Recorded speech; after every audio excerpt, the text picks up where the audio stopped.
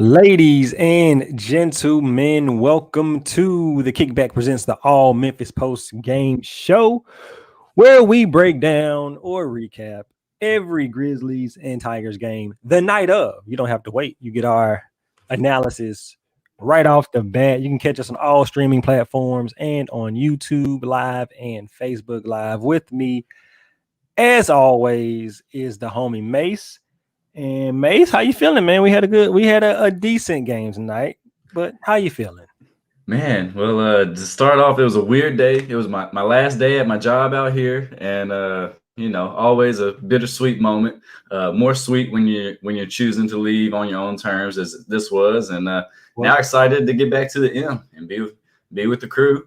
Outside of that, I missed the first half of the Grizzlies game because saying my goodbyes at work and stuff. I don't get off till 6. Game starts at 5, but I did catch the second half. And a tough loss, man. That was a tough loss if you started in the second half. I know I missed a pretty bad, ugly first quarter, and the Grizz never really started hitting shots from downtown in the second half. But I thought we had it, man. A great defensive effort. This team over the last 2 weeks has risen back to the number 1 defense over the past 2 weeks, and that's brought them back to number 7 on the season. You remember we started off not good. Then we were really good for a stretch. And then we fell off again, but now it's back and it seems pretty consistent. And we keep holding these star players to below their average, which, that's what Tony Allen always said he wanted to do. Is like, he just can't get his average against me. So I'm just really impressed by, 1, the defensive effort of this team over the past few weeks, and 2, just, being 16-16 going into the break, sitting at 500 and basically control your own destiny for a playoff spot. So all in all, I'm doing well, man. I'm doing well. How about you? I'm doing okay. I messed up tonight because I thought this game started later than it did. So I had to go to a function after work and left there, got some food, came home, and I'm thinking the game starts at 7:30. I pull up about 7:20, go into the kitchen, get ready. Get my TV tray moved to the den. Get ready to watch it. I turned the game on. They in the middle of the second quarter. So I missed the whole first quarter. And when I turn the game on, they are not looking good at all. They are down by like at least 15, 16 in the second quarter. And they were looking all out of sorts, turning the ball over, bad shots. The Bucks were getting anything that they wanted. But halftime came. They were down by 10 at halftime, and third quarter came back, and the Bucks would extend the lead, but the Grizzlies would cut back to it and cut back in it and cut back in it and cut back in it and cut back in it. And so it was good to see that fight. Obviously, like we said, this team doesn't give up, and they kept fighting. The defense picked up amazingly in the second half and held people to, like I said, below their averages. I mean, one stat that was said a lot during the game, especially in the second half, was that the Bucks didn't make a 3-pointer in the second half until Pat Connaughton made probably the biggest 3-pointer of the game with less than a minute to go. And that's what enabled the Grizzlies to get back into it. Ja started taking over. He got more aggressive. And tonight was a loss. But it's okay. You wanted to win the game because we were up in the fourth quarter. We took the lead in the fourth quarter. We were up by maybe 5 or 6 points, maybe 6 points.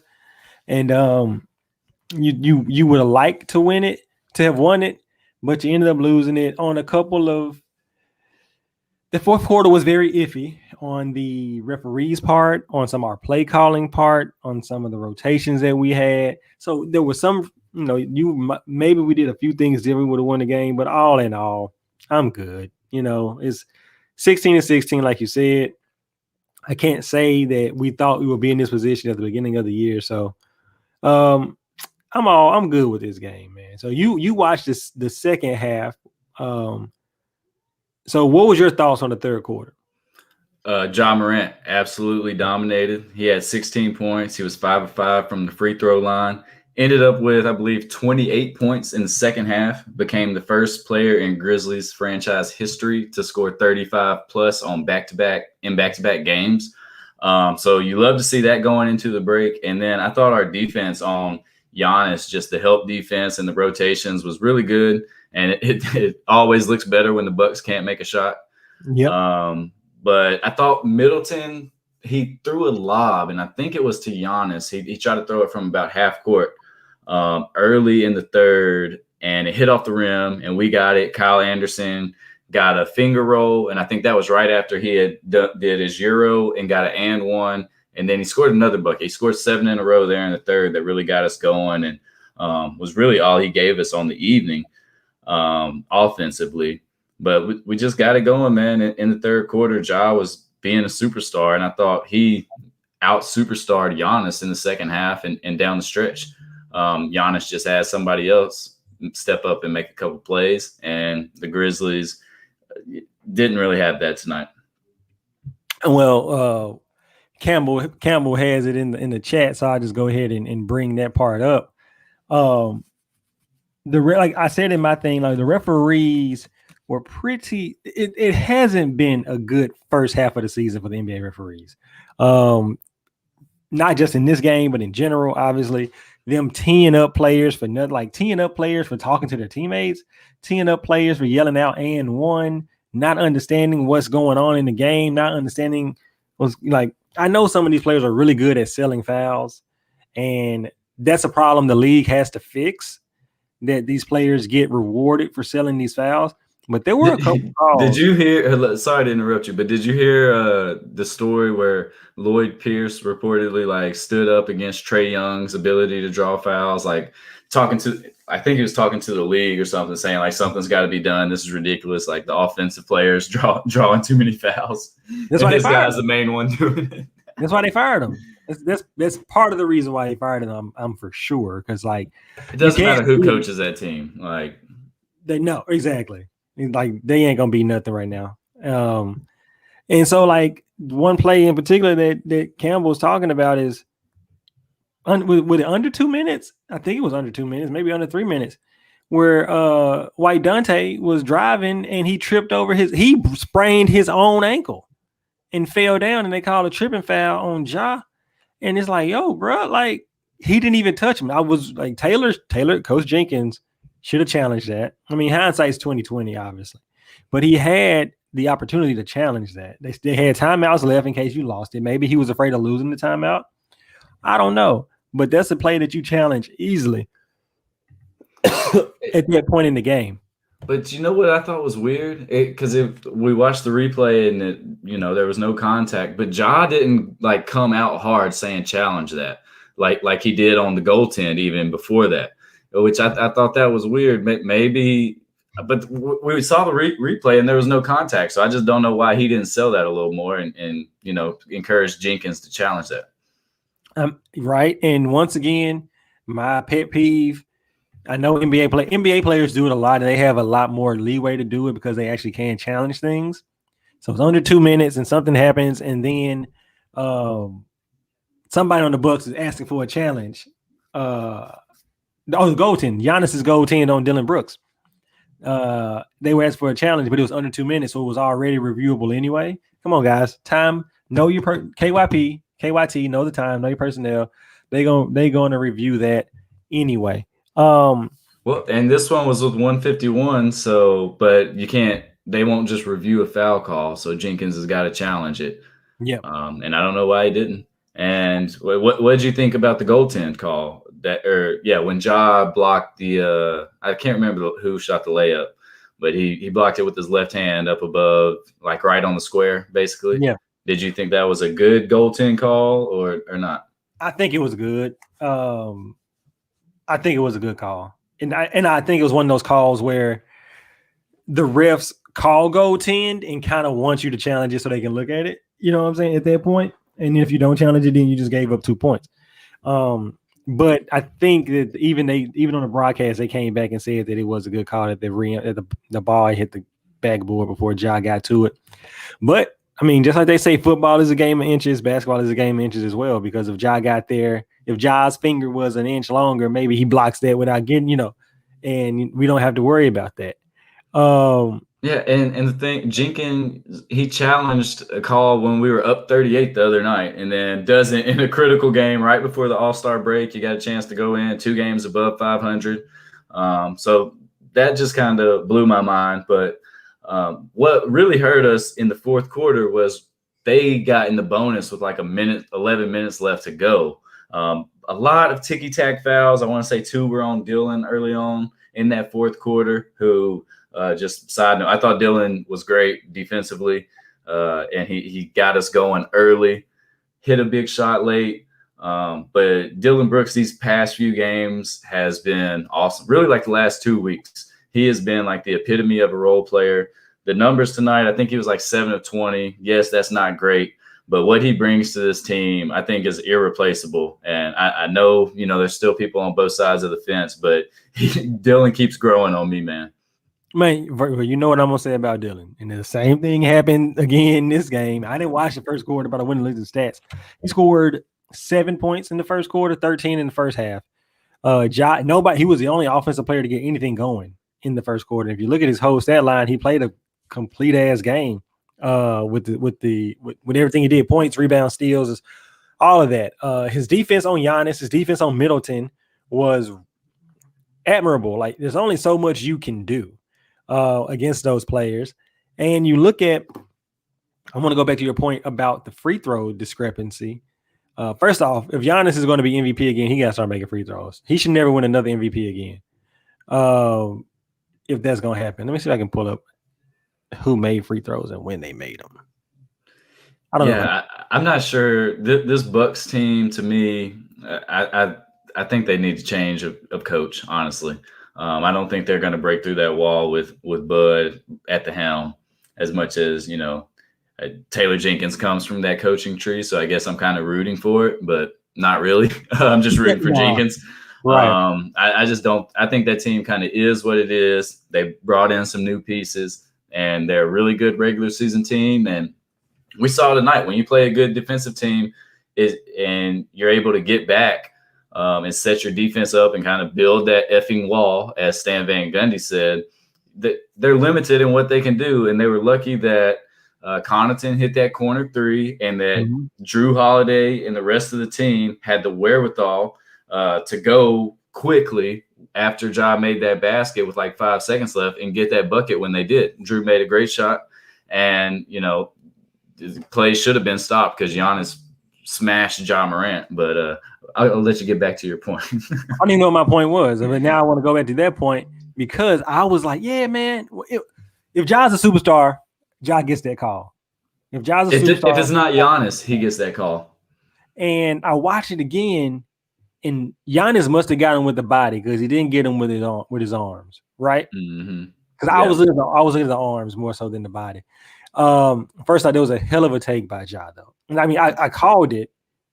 Because I was selfishly rooting for overtime, so I was coming up with ways for the team, the scorers, to get to overtime.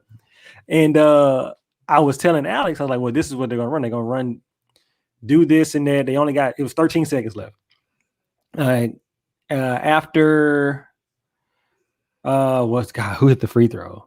After Middleton hit both free throws to give them a 1-point lead, it was 13 seconds. So we call a timeout. They take it at half court. Ja takes the ball out. He throws it into Dylan or somebody, gets it back on the right wing, drives middle, and that's where he gets the lay. And I was telling Alex, like, you got enough time. You do that. You drive to the rim. They're gonna call a foul. I'm assuming that if Ja had missed that, they were gonna call a foul. But since he made it, they kind of let it go. But like you said, kudos to the Bucks. But being smart, they didn't wait. They got the ball out quick because they knew they didn't have any more timeouts. They got the ball out quick, and they ran down the court. And I mean, I guess you might have been able to get a charge on Drew, a little chicken wing he got Dylan up off of him. But that's it. Like, I wouldn't have called it. I wouldn't have, like, if I was a Milwaukee fan, I'd have been pissed if they had called that. But yeah, it was a hell of a shot by that. And then this is where Jenkins is not a rookie coach anymore, but he made a rookie coach move.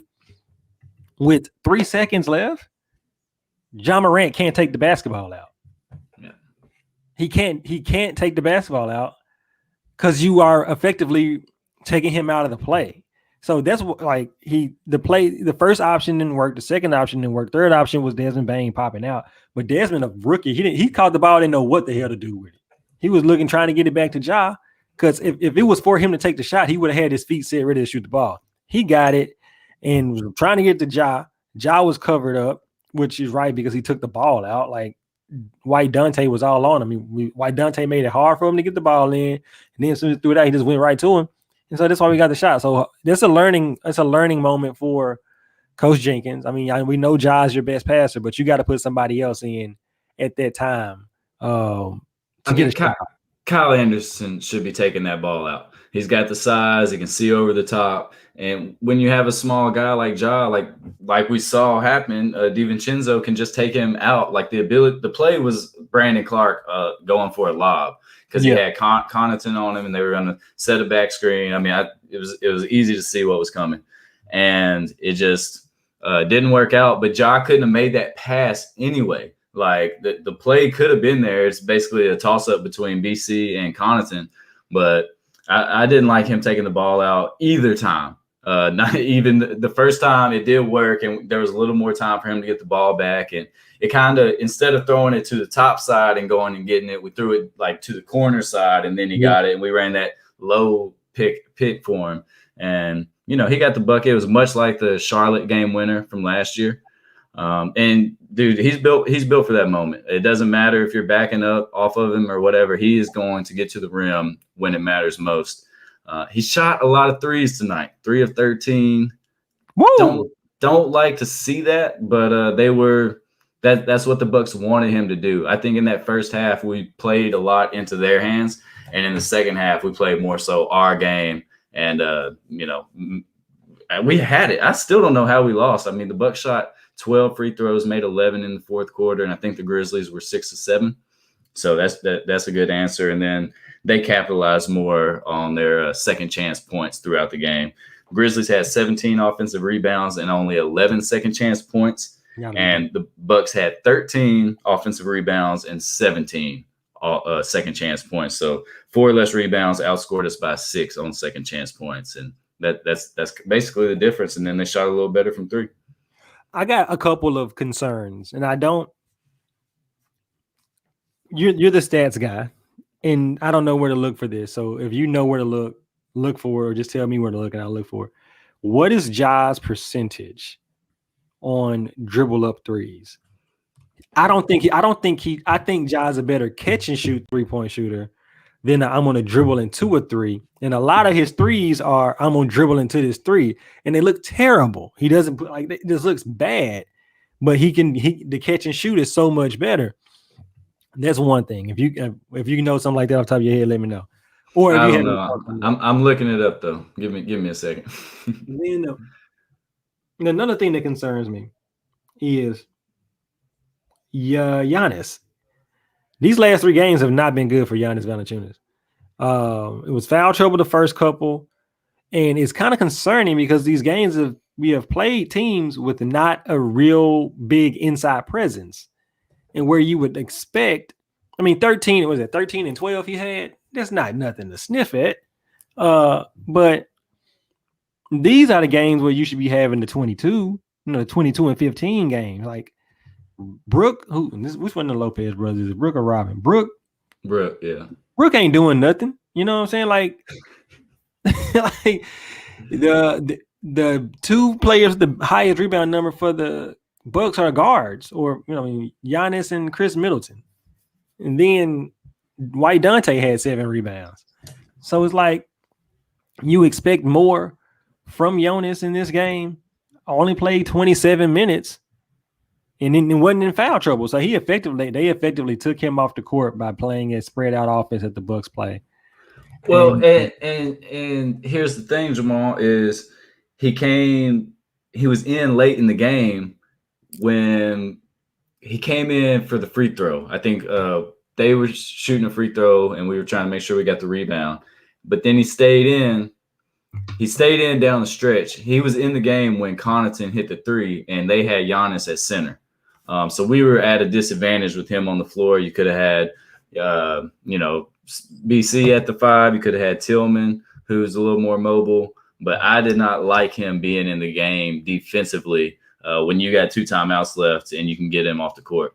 You know, any good team is going to spread you out and make him guard someone one-on-one. Yep. And it's either going to lead to an easy bucket or someone's going to be wide open for a kick out. Yeah, I mean, he very much so a defensive liability. And that's why, like, him and Dylan work so they get a lot of their work done in the first half. And I would have liked to have seen more of that from him these last few games. What was the Wizards game? He didn't finish that well. I mean, the numbers look good at the end, but he didn't play that well. Like, he finished with 16 rebounds against the Wizards. What was the game? All right, I got these numbers. Oh, here we go. Ja is shooting 21% on pull-up threes. So not very good. No, it's not good at all. Shooting about 2 a game.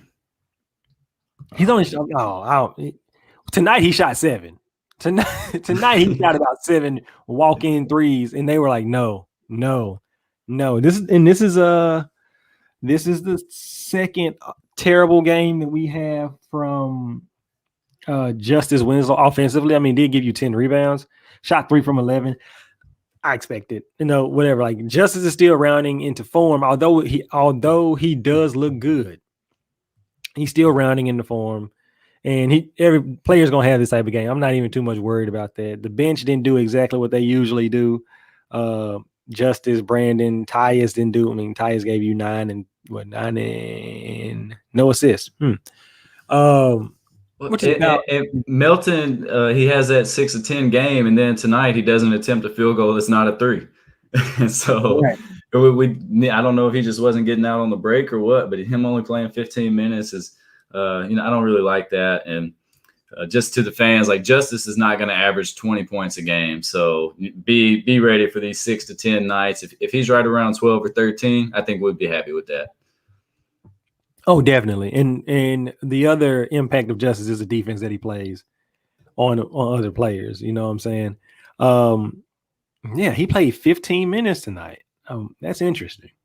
That is very interesting. Muy interesante, por favor. Yeah, it is what it is, man. Like I said, I'm not too down about this loss. The only reason you're down about it is because we had a chance to win and we probably should have won, but remember, we were down by 10 at halftime. If you looked at this game on the schedule, you probably thought this was a loss anyway. Vegas had us 6-point underdogs. So, I mean, all signs pointed to us losing this game, and we lost the game. So, and it's our first close game in forever. Like, we've been getting blown out and blowing teams out. So it was good to see us not really fold, even though Ja did have a couple turnovers down the stretch. Drew Holiday put the clamps on him on the one play, but then it looked like Drew Holiday rolled right the hell out of bounds. And they gave him a timeout. The ball's like bouncing under him, and they give him a timeout. So yeah, I hate to feel like complain about the refs as much as I feel like I have tonight, but it's just it's one of them tight games where, if one call goes the other way, the other team could win. So you just hang on to those ones that didn't go your way. We didn't talk about the Giannis goaltend. That was a close call, I will always complain about the refs. Always. That's my job. Let me do that. I talk about that. Because they just be out here doing whatever they want to do. Ain't nobody coming to see you, ref. We come to see Giannis Antetokounmpo and Ja Morant.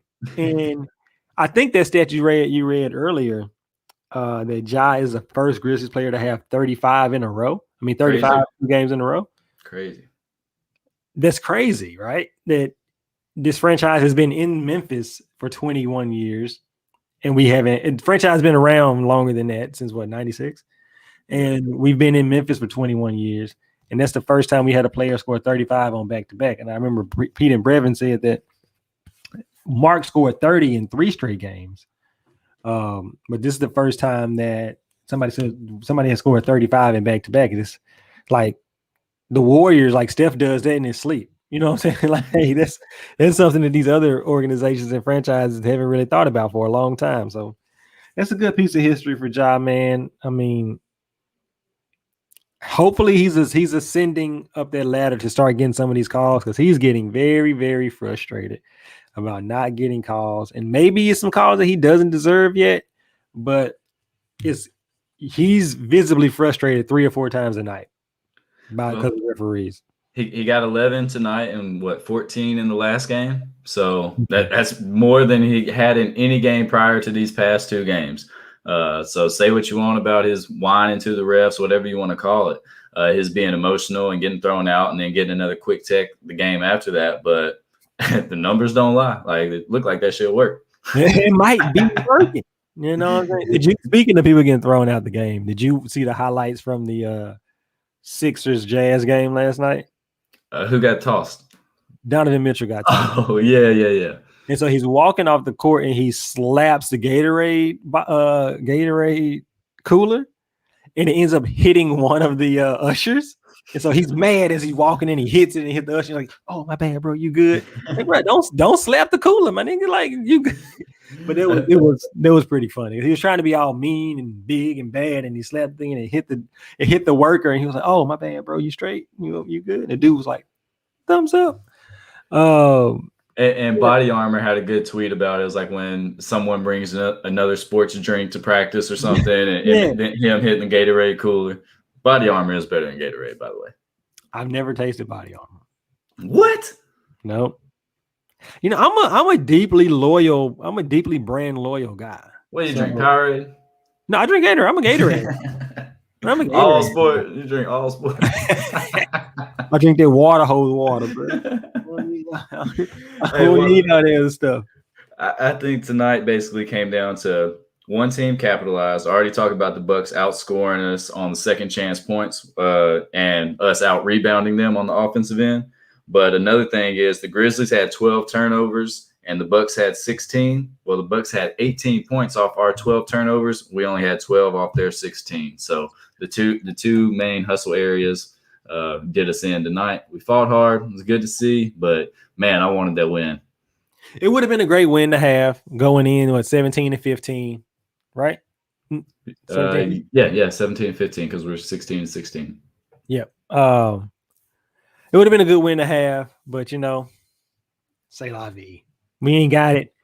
If we get ready for the second half of the season, my prediction for the second half of the season that we'll see Jaren Jackson Jr. the first week of the second half of the season.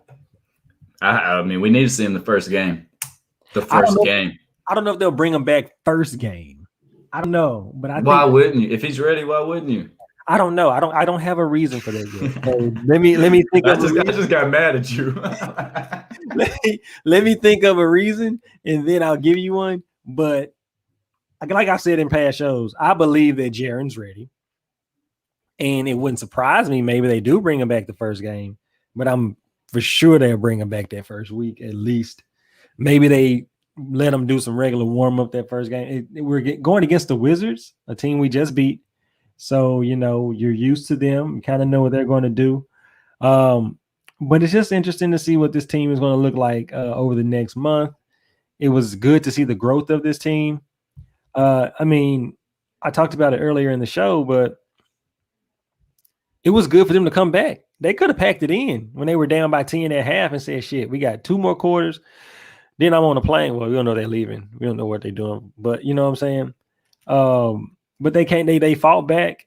They came back. Ja put the team on his shoulders. Dylan was doing what Dylan Brooks does. 7 for 20 for Dylan Brooks, I'm okay with. I'm fine with. But it's a little much. It's a little much. It's the 5 for 25s that I'm not okay with. The 7 for 25s. If he would have took 5 more shots, I would have been pissed. But 7 for 20, especially because he was for the first half, he was the main one scoring. So he felt like he needed to take those shots. Nobody else was taking those shots. Somebody was making those shots. I guess did Jaren wear some bad shorts tonight? That's why we need him back too. I'm telling you, these dudes cannot dress. They cannot dress. They be on the sideline looking all types of raggedy. David Stern would have had Allen Iverson arrested if he walked into the game with what Jaren Jackson Jr. had on tonight. Like, come on, keep it a little professional. Like come on, don't wear no shorts. Yeah. I'm ready to see him in a uniform. And then I saw a quote from John Morant. He was asked what his plans were, and he basically played it coy, said, hang out with my family and rest my body. So he didn't mention anything about a trip or anything. We'll see what the guys do. We don't have anyone going to All-Star Weekend. No one in the dunk contest or any ancillary events. Cassius Stanley in the dunk contest. That's random. Well, I believe they are just putting him in there off reputation because he was a what reputation? He was a good what's the adjective I want to use? He was a really good dunker in high school because he didn't dunk that. I mean, even at Duke, he didn't have that many dunks. I'm with you. He shouldn't be in the dunk contest. How many NBA minutes has he played? Yeah, he plays for the Fort. He's in the bubble. He's in the bubble. Right. So like him and Obi Toppin is in the dunk contest. I can see that when they want to promote a rookie star in a big market or a hopeful rookie star. But he ain't played that much. Trash. Yeah. So like, I mean, ain't nobody. Probably the answer is probably no one else wanted to do it. Right. This is the back to the mid 2000, like 2004 Rising Stars in Slam Dunk channel where you put a bunch of no names in there or the up and comers in there, and I would hope they're doing this during halftime of the All-Star game. I think that's right. Yeah, I'm assuming they're just gonna film it and show it during halftime, or they're gonna do the live dunk contest. They're gonna have to change the rules because halftime is only like 18 minutes, so like or 20 minutes. Like, what they doing? Yeah, I don't know. I mean, it's only 3 people, so it might just be like 2 rounds. No, yeah, it might just be like a fine. Just those are the 3 finalists, and you go from there. Can I tell you one thing that annoys me? Then we do our superlatives to get up out of here. Forgot all about them. With the NBA, and it might. I don't know if this makes me. I don't know what this makes me, but first off, I don't think that they should be playing the All-Star game. I want to make that known. I don't think they should be playing the All-Star game. If you're gonna get these dudes an All-Star break, let them go home and do what they want to do for a whole week because you've had them locked up in these hotels and these airplanes for 3 months. But don't try to make it seem like you're doing this to benefit they keep throwing the HBCU shit down our throat. Like, oh, we're doing this for the HBCUs and we're playing this game for the HBCUs. Like, oh, don't blame the HBCUs for y'all wanting to continue doing this All-Star game.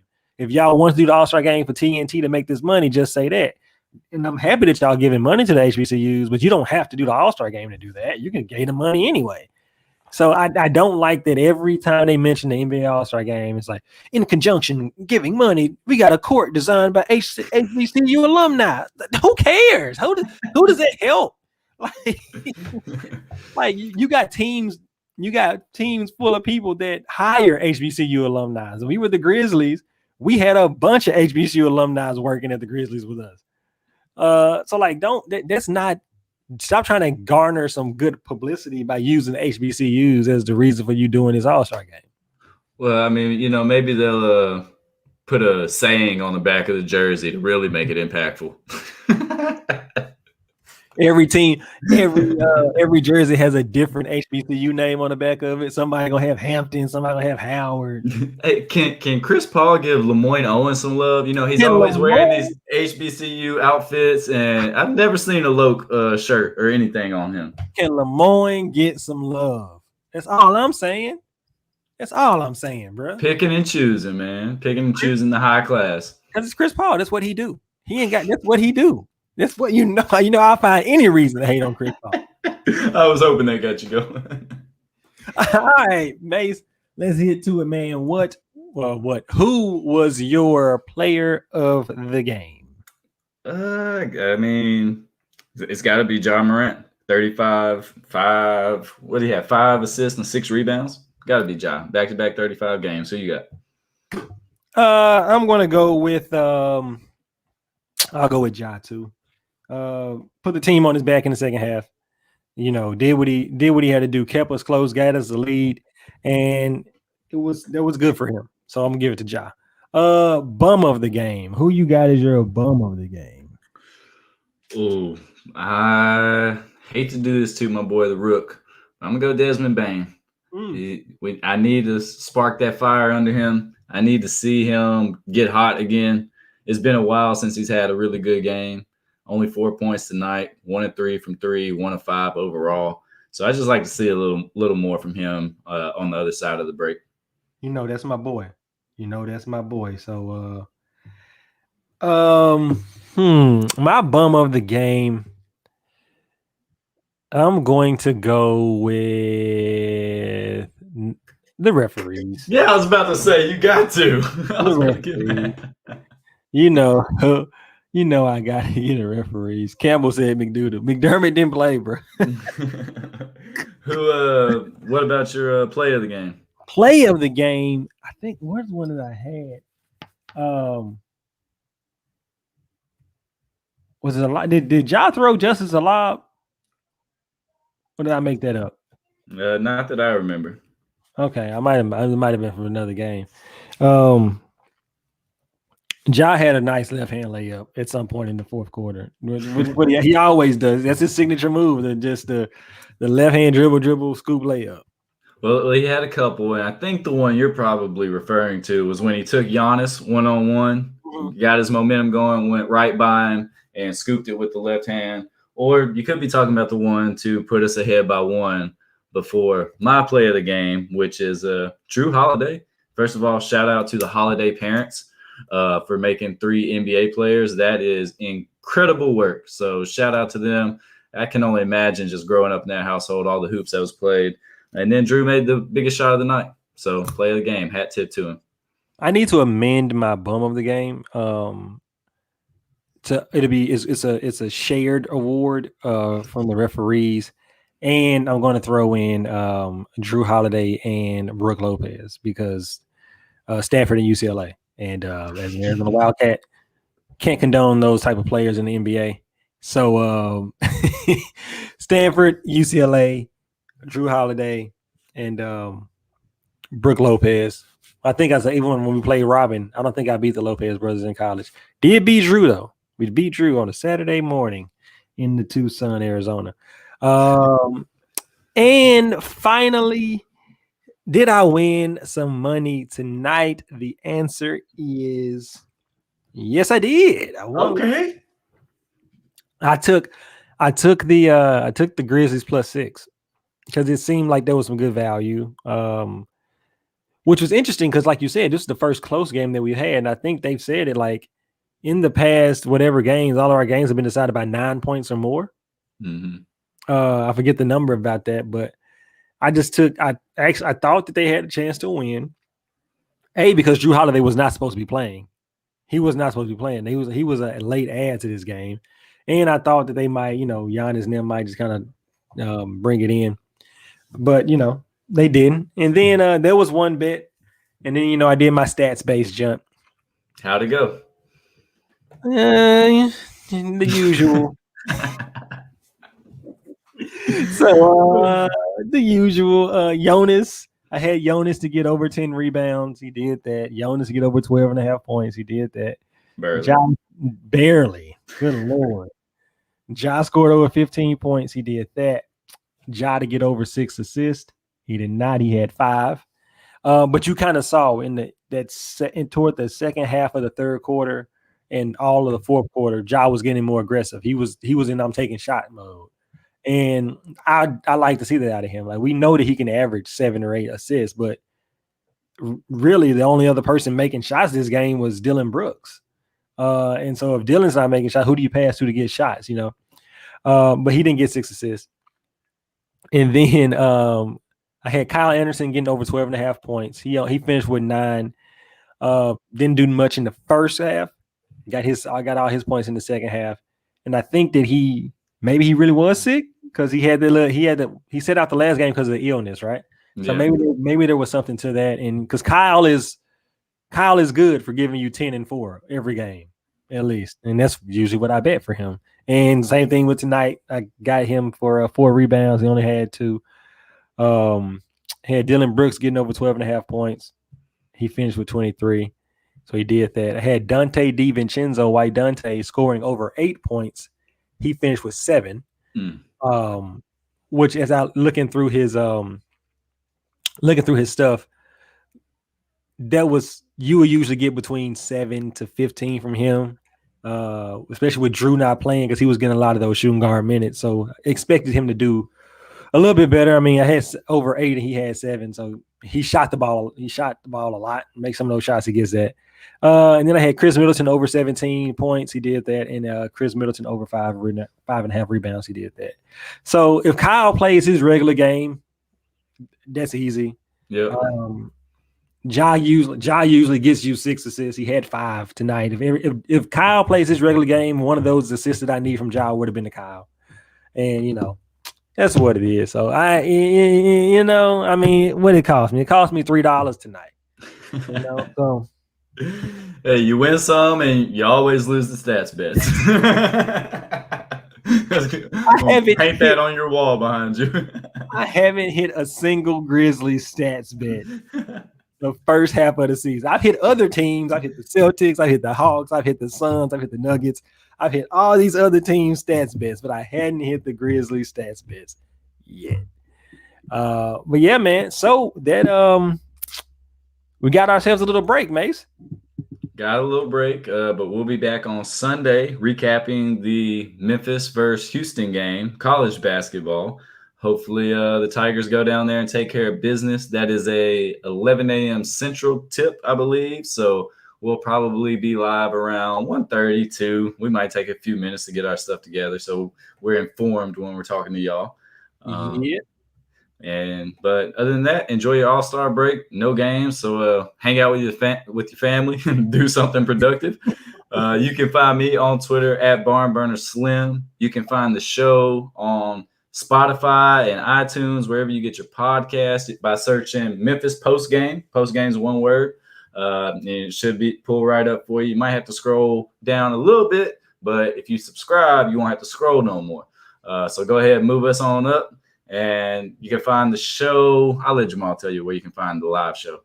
You can find the live show on YouTube Live or Facebook Live. Just follow. If you're on YouTube, go to Diamond in the Bluff Media, and you'll find the show there. And that's where we be. On Facebook, go to the Kickback Pod or Diamond in the Bluff. We're on all of those. Yeah, and if you're like on Apple Music or Spotify or Apple Podcast, Spotify, look for the logo. It says All Men's Post Game Show, and you'll see a bright Kickback logo on one side and a Diamond in the Bluff logo on the other side. That's us. We here after every game, recapping all of this stuff. But with that being said, for Mase, I'm Jamal, and we are out. Don't be the one paper chasing through Magic City.